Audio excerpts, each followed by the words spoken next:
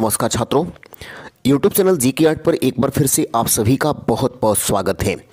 छात्रों, इसके पहले भी मैं आपको मिट्टी और कृषि से संबंधित एक वीडियो बनाकर अपलोड कर चुका हूं, जिसमें भी मैंने कुछ ऑब्जेक्टिव प्रश्नों के बारे में बताया था और आज इसी ऑब्जेक्टिव प्रश्नों को आगे कंटिन्यू कर रहे हैं। और आज का भी मेरा जो टॉपिक है वो कृषि और मिट्टी से रिलेटेड ही है। बच्चों, मैंने जो ऑफलाइन क्लास में आपको ये टॉपिक पढ़ाया था उसी से रिलेटेड सारी क्वेश्चन मैं अभी ऑब्जेक्टिव में बनवा रहा हूँ। मुझे उम्मीद है चूँकि आपने पढ़ा है तो आपको किसी प्रकार का कन्फ्यूजन इसमें नहीं होगा। और प्रश्न बहुत सारे अच्छे हैं जो प्रश्न विगत परीक्षाओं में कई बार पूछे भी गए हैं। तो आइए हम बिना देरी किए प्रश्नों को शुरू करते हैं। और आज का जो पहला प्रश्न है आपके सामने वो देखें। प्रश्न क्या कह रहे हैं कि निम्नलिखित में किसका उत्पादन खरीफ के मौसम में नहीं किया जाता है। यानी खरीफ के मौसम में इसमें किसका जो है बुआई नहीं होता है या किसका उत्पादन नहीं होता है। आइए हम इसी को देखते हैं। तो ऑप्शन जो दे रहा है उसमें बाजरा, चावल, मक्का, ज्वार, जौ और सरसों, ज्वार और आपको चावल। तो आइए सबसे पहले देखें कि हम खरीफ फसल किसको कहते हैं। खरीफ फसल को लेकर एक बहुत ही शानदार ट्रिक है। अगर हम खरीफ फसलों का ट्रिक देखें तो उसके लिए एक ट्रिक बनता है मूसों से कम अतीबा, मूसों से कम अतीबा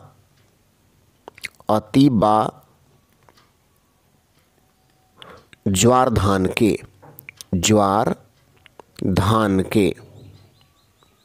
देखिए ये ट्रिक हो गया। और इसी ट्रिक से आपका क्या क्या बन जाएगा। तो ये मुंह से हो गया मूंगफली जो है ये आपको खरीफ फसल है। सो से सोयाबीन, ये भी आपको खरीफ फसल है। आपको ये क से कपास भी एक खरीफ फसल है। उसके बाद देखिए म से मक्का भी आपको एक खरीफ फसल है। तो देखिए यहाँ पर मक्का आ गया। तो ये कह रहे हैं कि खरीफ में कौन नहीं आता है, तो मक्का तो आता है, तो इसको हम पहले ही हटा देंगे, यानी ये ऑप्शन नहीं बनेगा। उसके बाद देखिए अ से अरहर देखेंगे ऑप्शन में कहीं दिख नहीं रहा है। उसके बाद तिल भी कहीं ऑप्शन में नहीं है। उसके बाद बाजरा, जी हाँ बाजरा यहाँ पर आ गया। तो बाजरा भी एक खरीफ फसल है। और चावल, यहाँ देखिए धान, ये भी खरीफ फसल है, तो ये भी आंसर नहीं बनेगा। उसके बाद है ये ज्वार और चावल। देखिए एक बार यहाँ भी है ज्वार, ये देखिए ज्वार ये भी नहीं बनेगा।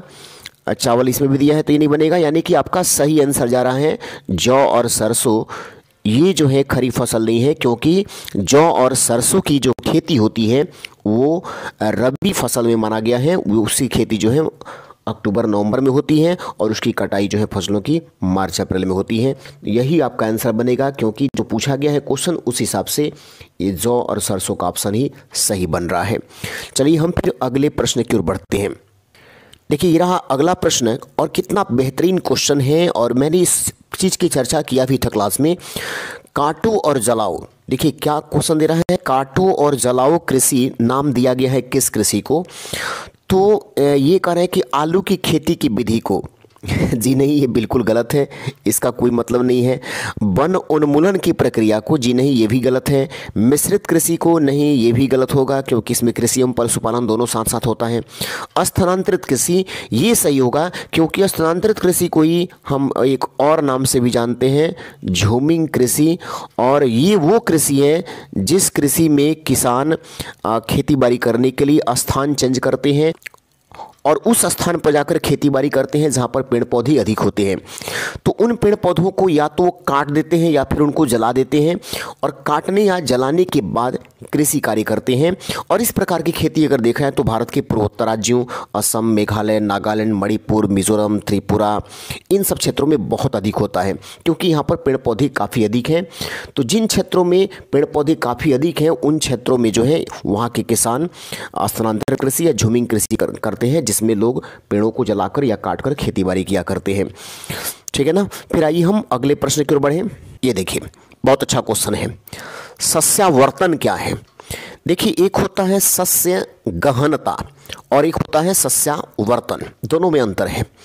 सस्यावर्तन एक अलग अर्थ निकालता है और सस्य गहनता जो होता है ये अलग अर्थ निकालता है। देखिए ये एक शब्द और भी आता है कृषि में, सस्य गहनता, या इसी को हम एक और नाम देते हैं सघन कृषि। तो देखिए सस्य गहनता और सघन कृषि का क्या मतलब है। सस्य गहनता का मतलब होता है कि एक साथ खेत में अनेकों प्रकार की फसलों को उगाना। अगर एक ही खेत में आप एक से अधिक फसलों का उत्पादन कर रहे हैं तो ऐसी कृषि को हम सस्य गहनता या सघन कृषि कहते हैं। तो इस टाइप का ऑप्शन देखिए आपको कहाँ मिल रहा है।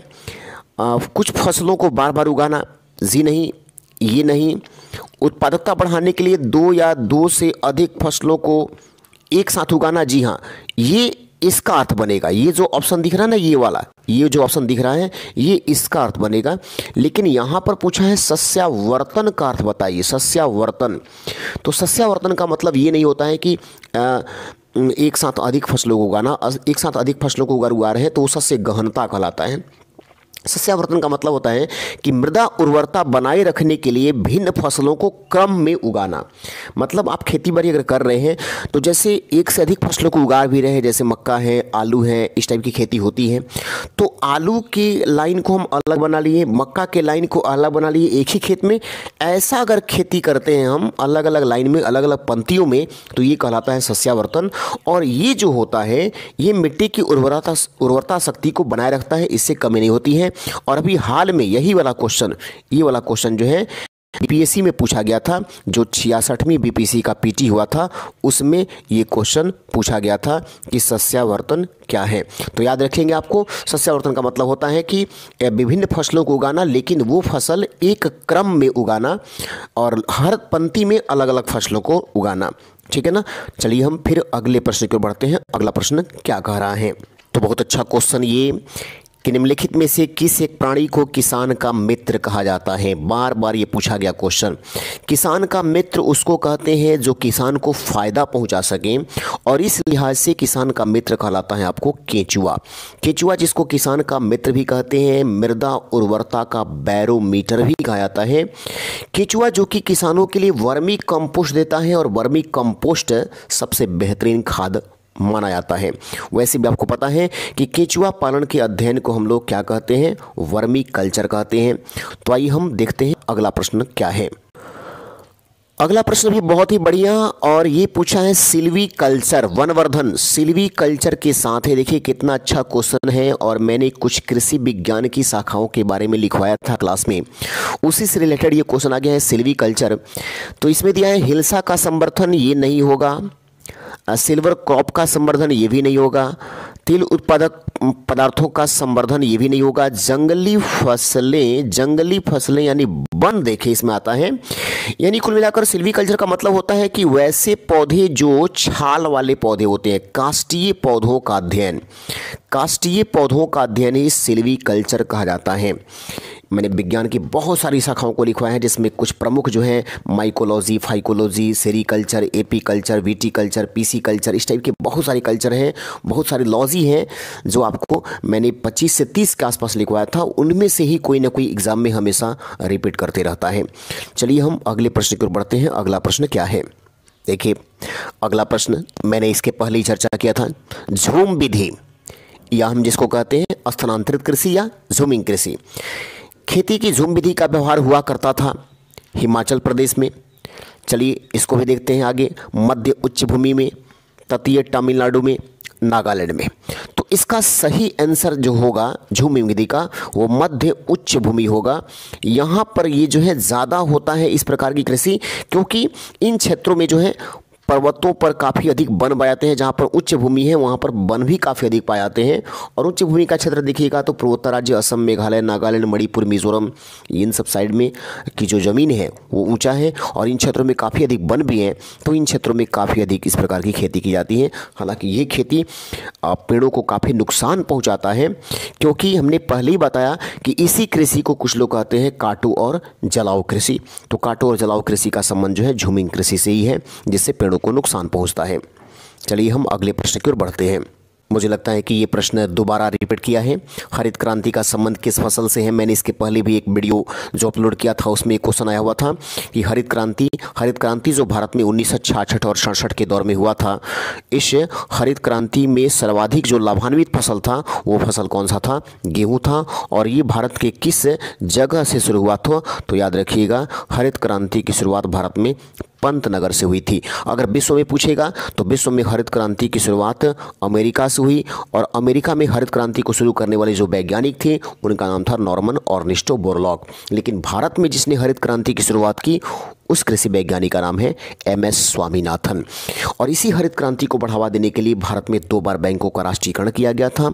एक बार 19 जुलाई 1969 को 14 बैंकों का राष्ट्रीयकरण, उसके बाद 15 अप्रैल 1980 को दोबारा 6 बैंकों का राष्ट्रीयकरण, और ये दोनों राष्ट्रीयकरण इंदिरा गांधी के द्वारा किया गया था, जो पूरी तरह से हरित क्रांति को बढ़ावा देने के लिए ही किया गया था। और इस हरित क्रांति का संबंध कृषि उत्पादन क्षमता को बढ़ावा देने से है। चलिए हम अगले प्रश्न की ओर बढ़ते हैं। अगला प्रश्न क्या पूछा गया है, ये देखिए क्वेश्चन, अच्छा क्वेश्चन, और बहुत ही हम कह सकते हैं कि थोड़ा सा घुमाने का प्रयास किया है क्वेश्चन ने। भारतीय कृषि का विशिष्ट अभिलक्षण क्या है? देखिए, भारतीय कृषि के बारे में अगर बात की जाए तो भारत की जनसंख्या दिन प्रतिदिन बढ़ती जा रही है, और दिन प्रतिदिन अगर जनसंख्या बढ़ते जाएगा तो भारत में जोतों का आकार घटते जाएगा। और यही कारण है कि भारत में इस समय सबसे अधिक सीमांत जोत हो गया है, जो 2 हेक्टेयर से नीचे की भूमि को कहा जाता है। तो इसका मतलब है कि भारत में लोगों के पास अब पहले जितना बड़ा प्लॉट नहीं है, प्लॉट छोटे छोटे हो चुके हैं, तो इसमें कम भूमि होना चाहिए। तो कम भूमि का ऑप्शन देखिए इसमें 2 मिल रहा है, चूँकि पहला में अधिक भूमि दिया है तो ये तो बिल्कुल गलत हो जाएगा, और दूसरा में अधिक भूमि है ये भी गलत हो जाएगा। अब कम भूमि का 2 ऑप्शन हुआ, कम भूमि, और इसमें भी देखिए कम भूमि। लेकिन अब सवाल उठता है कि अभिलक्षण, देखिए अगला दिन है कि अधिक श्रमिक अर्थव्यवस्था, कम श्रमिक अर्थव्यवस्था। तो भारत में भले ही जमीन के प्लॉट जो छोटे हो चुके हैं, लेकिन इसका कारण क्या बना है? बढ़ती हुई जनसंख्या। तो कम ज़मीन पर ज़्यादा लोग यहाँ पर दिखाई देते हैं, तो इसलिए आपका सही आंसर क्या बनेगा? कम भूमि और अधिक श्रमिक व्यवस्था। ये आपको भारतीय कृषि का एक विशिष्ट अभिलक्षण है, तो यही आपका आंसर बनेगा। बाकी जो 3 ऑप्शन है वो गलत है। ऐसे ही बहुत सारे प्रश्नों को आप हमारे साथ कंटिन्यू देखते रहिए, और आप मेरे चैनल पर यदि नए होंगे तो चैनल को हम कहेंगे कि आप सब्सक्राइब भी ज़रूर कर लेंगे, और यदि वीडियो अच्छा लगे तो कमेंट करके मुझे ज़रूर बताएंगे। आइए हम अगले प्रश्न की ओर बढ़ते हैं। बहुत बढ़िया क्वेश्चन, निम्नलिखित में से किस देश में खेती की जा रही भूमि का प्रतिशत सबसे अधिक है? यानी पूरे विश्व में कृषि योग्य भूमि सबसे अधिक किस देश के पास है? ऑप्शन देखिए, चीन, यूएसए, कनाडा और भारत दिया है। तो इसमें आपका सही आंसर बनेगा यूएसए। कृषि योग्य भूमि सबसे अधिक किस देश का है? यूएसए के पास है। यूएसए के बाद आपको चीन है, और चीन के बाद आपको भारत का नंबर आता है। यानी पहले स्थान पर यूएसए, दूसरे स्थान पर चीन, और तीसरे स्थान पर आपको भारत आएगा।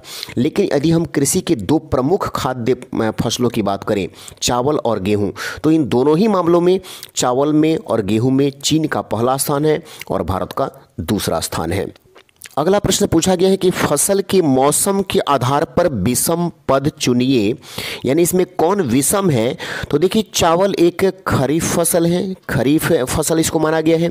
गेहूं एक रबी फसल है, यानी इसको हम रबी में रखते हैं, है ना, इसको हम खरीफ में रखते हैं। बाकी आइए आगे देखते हैं ऑप्शन, आगे कौन कौन सा ऑप्शन है। आगे इधर है मक्का, मक्का को भी हम खरीफ फसल में रखते हैं, खरीफ फसल है मक्का। फिर आपको कपास, कपास को भी हम खरीफ फसल में रखते हैं। इस प्रकार से आप समझ गए होंगे कि इसमें विषम पद कौन जा रहा है। तो विषम आपको जा रहा है गेहूं, और यही आपका आंसर बनेगा, क्योंकि बाकी सभी खरीफ फसल हैं, गेहूं एक रबी फसल है। चलिए हम अगले प्रश्न की ओर बढ़ते हैं। बहुत ही बढ़िया क्वेश्चन, चुकंदर और ईख से रस निकाल लेने के बाद बचे अवशेष को क्या कहते हैं? चुकंदर और ईख से रस निकालने के बाद बचे अवशेष को क्या कहते हैं? देखिए, चुकंदर तो मैं नहीं बता सकता हूं, लेकिन ईख से जो चीज़ें प्राप्त होती हैं उसमें एक सीरा भी प्रमुख है। लेकिन ये पूछ रहा है कि चुकंदर और ईख से जो रस निकाल लेंगे, तो रस निकालने के बाद से उसमें केवल क्या बचेगा? उसका खोई बचेगा, जिसका हम लोग ईंधन के रूप में इस्तेमाल भी करते हैं। ये तो खोई बचते हैं, जिसको ग्रामीण भाषा में लोग चेफुआ भी इसको कहते हैं। ठीक है ना। चलिए हम आगे बढ़ें। बहुत ही बढ़िया क्वेश्चन, भारतीय कृषि में जुलाई से अक्टूबर नवंबर तक की अवधि को क्या कहते हैं? तो देखिए, आपको मैं बताना चाहता हूं कि जून से जुलाई, है ना, ये एक फसल के बुआई का समय है, और अक्टूबर से नवंबर ये एक फसल के कटाई का है, और उस फसल को हम लोग क्या कहते हैं? खरीफ फसल, उसको हम क्या नाम देते हैं, खरीफ फसल। तो आप यहाँ पर देख लें कि जुलाई से लेकर अक्टूबर नवंबर तक की अवधि के बारे में पूछा गया, यानी कि रबी फसल ये तो होगा ही नहीं, ये बिल्कुल नहीं होगा। खरीफ फसल यही आपका सही आंसर बनेगा। खरीफ पूर्व मौसम से अब कोई मतलब नहीं है, मंदी के मौसम से कोई मतलब नहीं है, आपका सही आंसर बनेगा खरीफ का मौसम। आइए अगले प्रश्न की ओर बढ़ते हैं। बहुत बढ़िया, ये प्रश्न देखिए, तरबूज की बढ़िया वृद्धि होती है। आपको मैंने बताया था पढ़ाते समय, भारत में जो कुछ प्रमुख फसलों के प्रकार हैं उसमें एक है खरीफ, एक है रबी, एक है जायद फसल या जिसको हम गर्मा फसल भी कहते हैं, और एक होता है व्यापारिक फसल। तो अगर मैं जायद फसल की बात करूं, जायद या जिसको आप लोग कहते हैं गर्मा फसल, गर्मा, तो जायद कहिए या उसको गर्मा कहिए, एक ही है। तो इसमें क्या है देखिए, जायद फसल या गर्मा फसल की बुआई जो होती है वो मार्च अप्रैल में, और उसका अगर कटाई देखा जाए मतलब फसल तैयार हो जाता है जून जुलाई में। तो देखिए दिया है क्या ऑप्शन, तरबूज की। तरबूज ये जो है जिसको हम साधारण भाषा में लालमी भी कहते हैं, तरबूज या खरबूज या फिर खीरा या ककड़ी, मूंग, भिंडी, उड़द, ये सब ऐसा फसल है जिसको जायद फसल कहा जाता है। और इस फसल की वृद्धि सबसे अधिक होती है बलुई मिट्टी में। ये बलुई मिट्टी का सबसे बेहतरीन फसल है, तो ये इसका आंसर बन जाएगा बलुई। बाकी देखिए जलोढ़ मृदा की बात की जाए तो जलोढ़ मृदा में सभी प्रकार की फसलें हो जाती हैं, सभी प्रकार की फसलों के बहुत उपयोगी ये मिट्टी माना गया है। भारत में सबसे अधिक इसी प्रकार की मिट्टी है जो नदियों द्वारा लाई गई मिट्टी है। उसके बाद काली मिट्टी की बात करें तो काली मिट्टी की सबसे बेहतरीन फसल जो है कपास है, कपास की खेती सबसे अधिक होती है। और लैटेराइट मिट्टी की सबसे बेहतरीन फसल चाय है। तो तरबूजा की बात की है, ये होगा आपको बलुई मिट्टी। चलिए हम आगे बढ़ें। हरित क्रांति का पद का प्रयोग उच्च उत्पादन दर्शाने के लिए किया गया है। हरित क्रांति, देखिए क्रांति का मतलब ही होता है बदलाव, और बदलाव का हम लोग मूल्यांकन हमेशा अच्छी चीज़ों से करेंगे, बुरे चीज़ों से नहीं। मतलब जैसे मान लेते हैं कि पहले उत्पादन 5 kg हो रहा हो, तो मैंने एक क्रांति किया। क्या क्रांति किया कि इसमें और बदलाव, और बदलाव का मतलब ये नहीं कि 5 किलो से घटकर अब 2 किलो उत्पादन हो जाए, नहीं। इसका मतलब कि 5 किलो से हम 6 kg कर दें, 7 kg करें, 10 kg करें। यानी क्रांति से बदलाव का तो अर्थ निकालेंगे, लेकिन हमेशा पॉजिटिव बदलाव निकालेंगे, यानी वृद्धि से निकालेंगे इसकी तुलना। तो यहाँ पर हरित क्रांति का मतलब है कृषि पैदावार को बढ़ाना। हरित क्रांति का संबंध किससे है, कृषि उत्पादन से है। तो कृषि उत्पादन को बढ़ावा देने के लिए ही 1960 में विश्व में हरित क्रांति की शुरुआत अमेरिका के नॉर्मन ऑर्निस्टो बोरलॉग के द्वारा की गई थी, जबकि 1966 में इसकी शुरुआत भारत के पंतनगर से MS स्वामीनाथन के द्वारा की गई थी। तो देखिए यहाँ पर दिया है कि घास स्थलों का, घास से कोई मतलब नहीं। हरित क्रांति में घास उत्पादन से क्या मतलब है, वृक्षों का रोपण करके, ये भी गलत आंसर। प्रति हेक्टेयर कृषि उत्पादकता को बढ़ावा देना, जी हाँ, ज़्यादा से ज़्यादा उत्पादन हो सके कृषि में, इसी को लेकर हरित क्रांति किया गया था। और जब बात प्रति हेक्टेयर की आती है ना, तो आपको पता होना चाहिए कि प्रति हेक्टेयर कृषि उत्पादकता में सबसे आगे इस समय कोई राज्य है तो भारत का राज्य है पंजाब। बाकी ये ऑप्शन भी गलत है। चलिए हम अगले प्रश्न की ओर बढ़ते हैं। प्रश्न दे रहा है कि भारत में कृषि में बेरोजगारी का स्वरूप क्या है। कृषि में बेरोजगारी का स्वरूप क्या है, तो देखिए केवल मौसमी। जी हाँ, मौसमी तो है ही, क्योंकि जब कृषि का मौसम आता है, जब खेती बाड़ी का दौर आता है तो किसानों को रोजगार मिलता है, और जैसे ही मौसम समाप्त होता है बेरोजगारी फिर शुरू, यानी कि कृषि के मौसम में ही आपको रोजगार मिल पाता है। तो ये तो आपको ऑप्शन बना ही। उसके बाद रहे केवल प्रच्छन्न, यानी कि कृषि में एक ऐसी बेरोजगारी हो जो छिपा हुआ बेरोजगारी होता है, यानी कि दिखाई नहीं देता है, वास्तविकता है। जैसे मान लेते हैं कि भारत में, जैसे अभी हम बताए थे कि भारत में कम जमीन पर अत्यधिक मजदूर काम करते हैं, यही भारतीय कृषि का अभिष्ट लक्षण है। तो मान लेते हैं कि 1 कट्ठा ज़मीन हो और वहाँ पे 40 मजदूर लगाकर खेती बाड़ी की जा रही हो, तो कहने के लिए भले ही सबको रोज़गार मिला हुआ है, लेकिन सच्चाई यही है कि उतने लोगों की आवश्यकता उसमें नहीं है, और कहीं ना कहीं जितना रोज़गार उसको मिलना चाहिए उतना रोज़गार नहीं मिल पा रहा है, बल्कि उसके रोज़गार को हमने कुछ छीनने का भी काम किया है ना। तो ये दिखाई नहीं दे पा रहा है। कुछ लोग ऐसे होते हैं जो कार्य में तो लगे हुए हैं, लेकिन उनके कार्य में लगे रहने और नहीं रहने से कोई प्रभाव नहीं पड़ता है। तो ऐसे बेरोजगारी को हम लोग छिपी बेरोजगारी करते हैं, और ये दोनों दिखाई देता है किसमें, कृषि में। तो आपका सही आंसर क्या बनेगा, ये आपका ये बनेगा। और वैसे भी याद रखिएगा, जो मैं आपको बता रहा हूँ उसमें क्या है ना कि जब इस टाइप का प्रश्न का ऑप्शन रहे कि ऑप्शन में दे दें कि ए और बी दोनों, तो 90% वही आपका आंसर बनता है। चलिए हम अगले प्रश्न की ओर बढ़ते हैं। देखिए अगला क्वेश्चन, पर्वतीय स्लोपों पर मृदा अपरदन को, यानी जो पर्वतों का ढाल है, मान लेते हैं कि ऐसे पर्वत हैं यहाँ पर ऐसे इस प्रकार से, तो यहाँ पर मृदा अपरदन को रोकना होगा। अगर यहाँ मान लेते हैं यहाँ पर किसी का खेत है और यहाँ पर किसी का खेत है और दो लोगों को खेती बाड़ी करना है, तो निश्चित है कि जब बारिश होगा, ये बारिश जब होगा तो इनका मिट्टी कट कर क्या होगा, नीचे की ओर जाएगा।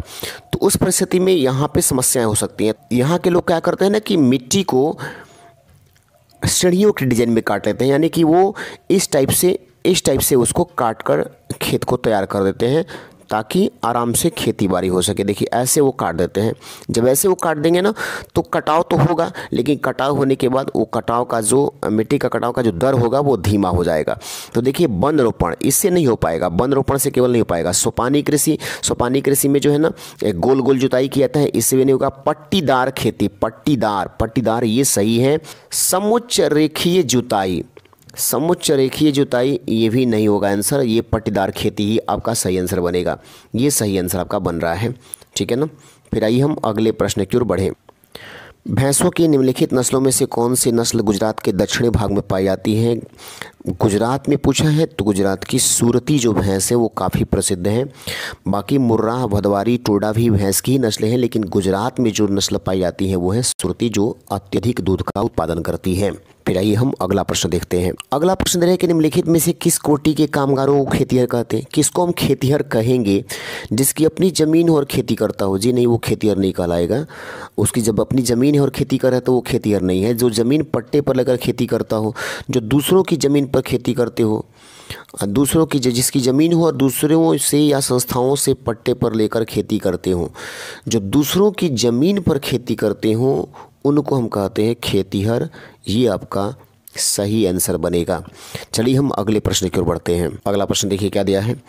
इस पेड़ की छाल मसाले के रूप में प्रयोग की जाती है। जी हाँ, दालचीनी ही आपको मसालों के रूप में इस्तेमाल किया जाता है, क्योंकि लवंग एक फूल है और नीम की जहाँ तक बात होती है तो पत्ता है। ताड़ जो है, ताड़ जिसको हम पाम भी कहते हैं, ये इसका भी मसाले के रूप में इस्तेमाल किया जाता है। तो दालचीनी के पौधे का हम गर्म मसालों में इस्तेमाल करते हैं, जो छाल से ही प्राप्त होता है। देखिए अगला प्रश्न बहुत अच्छा दिया है कि भारतीय कृषि क्षेत्र में अधिक उपज वाली किस्मों का कार्यान्वयन कब से शुरू हुआ? तो अत्यधिक उच्च किस्म का जो बीज है वो प्रसंस्करित किया गया कब? 1966-67 में, जब आपको हरित क्रांति की शुरुआत हुई थी पंतनगर से। तो आपका ये सही आंसर बन रहा है 1966 और 67 के दौर में, ठीक है। अब आइए हम अगले प्रश्न की ओर बढ़ें। अगला प्रश्न दे रहा है कि भूरी क्रांति का संबंध किससे है? तो भूरी क्रांति का संबंध उर्वरक से है। उर्वरक उत्पादन को बढ़ावा देने के लिए भारत में कौन सी क्रांति हुआ था? भूरी क्रांति। चारा उद्योग का विकास, ये गलत। समुद्री उत्पादों का विकास, ये भी गलत। दूध एवं दूध उत्पादों का विकास, ये भी गलत। भारत में खाद्य प्रसंस्करण एवं शीतल पेय पदार्थों का विकास। देखिए बाकी जो चीज ये भी सही टाइप से आंसर नहीं लग रहा है, लेकिन जो बाकी जो ये 3 ऑप्शन है ये तो बिल्कुल ही गलत है, ये एकदम सही नहीं है। लेकिन खाद्य प्रसंस्करण यहाँ पर जो थोड़ा सा एक शब्द जोड़ दिया है ना, तो उससे मालूम चलता है कि खाने वाली वस्तु, तो खाने वाली वस्तु चावल हो, दाल हो, सब्जी हो या फिर गेहूँ हो, इस टाइप के फसलों को उत्पादन को बढ़ावा देने के लिए ही उर्वरक का इस्तेमाल किया जाता है। इसलिए इस हिसाब से जो ऑप्शन दिया है उसके हिसाब से आपका आंसर ये बनेगा। वैसे देखा है तो डायरेक्ट क्वेश्चन सीधे उर्वरक देता है, लेकिन जो प्रश्न पूछा गया है उस हिसाब से आपका ये आंसर बन रहा है। चलिए हम अगले प्रश्न की ओर बढ़ते हैं। कह रहे कि भारतीय कृषि का किसी महत्वपूर्ण स्तर तक यंत्रीकरण किस कारण संभव नहीं हो पा रहा है? मतलब ज़्यादा यंत्र का प्रयोग, टेक्नोलॉजी का प्रयोग क्यों नहीं हो पा रहा है भारतीय कृषि में?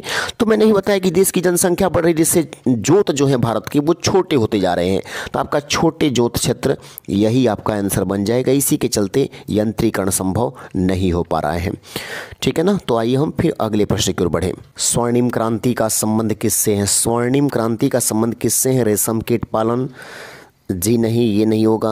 उद्यान कृषि, मधुमक्खी पालन भी नहीं होगा। अंगूर उत्पादन, ये भी नहीं होगा। ये आपको अब सही आंसर बनेगा, क्योंकि जो बाकी जो ऑप्शन दे रहे हैं उसके हिसाब से 3 ऑप्शन आप गलत दिख रहे हैं। तो आपका उद्यान कृषि हुई सही आंसर बन जा रहा है। चलिए हम अगले प्रश्न की ओर बढ़ें। अगला प्रश्न दे रहे हैं कि ब्राउन पेपर किसको कहते हैं? ब्राउन पेपर, तो ये जूट, जी नहीं, ये नहीं होगा। कपास भी नहीं होगा, रबड़ भी नहीं होगा। ये चाय को कहा जाता है, ब्राउन पेपर कहा जाता है चाय को। और ग्रीन गोल्ड भी कहा जाता है चाय को, है ना। ग्रीन गोल्ड भी चाय को ही कहा जाता है और ब्राउन पेपर भी चाय को ही कहा जाता है। चलिए हम अगले प्रश्न की ओर बढ़ें। अगला क्वेश्चन दे रहा है कि पहाड़ों पर उगाई जाने वाली मुख्य फसल कौन सी है? मीठी मकई, मीठा ज्वार, शकरकंदी, मटर। ये मटर तो होगा ही नहीं, मकई भी नहीं होगा, ये ज्वार भी नहीं होगा। शकरकंदी ये एक ऐसा फसल है जो पहाड़ों वाले भागों में उगाई जाती है। तो ये आपको याद रखना है, पहाड़ों पर उगाई जाने वाली फसल कौन सी है? शकरकंदी। तो ये कुछ प्रमुख रहे आपके ऑब्जेक्टिव टाइप के प्रश्न कृषि और मिट्टी से रिलेटेड। चलिए हम फिर अगले वीडियो में आपको कुछ और ऑब्जेक्टिव को लेकर आएंगे। धन्यवाद।